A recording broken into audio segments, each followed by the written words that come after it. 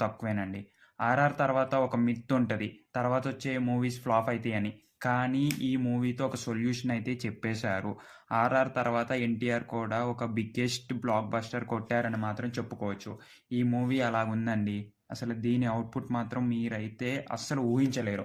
ఇందులో విలన్ అనుకున్నవారు hero, hero అనుకున్నవారు విలను, విలను హీరో అనుకుంటే మాత్రం మనం బుగ్గయిపోతాం. అసలదే కాదు. ఇన్‌ఫాక్ట్ నేను చాలామంది నరేషన్ చెప్తారు కదా! ట్రైలర్ చూసి ఔట్‌కమ్స్ అని. అవి చాలా మటుకు చూశానండి. ఏవి దీంతో మ్యాచ్ కాలేదు. అలాగుంది స్టోరీ అండి. కానీ కొన్ని కీ పాయింట్స్ చెప్తా అండి. స్పాయిలర్స్ అయితే కాదండి. మీరు మూవీ చూడొచ్చు. కానీ కొన్ని కీ పాయింట్స్ చెప్తా వేరే లెవెల్ ఉంటది. ఫస్ట్ అండి బీజీఎం. ఎక్కడ బీజీఎం వచ్చినా కూడా రొమ్ములు దుమ్ము దుమ్ము అని కొట్టుకుంటాయి. అలాగుంటదండి బీజీఎం మాత్రం.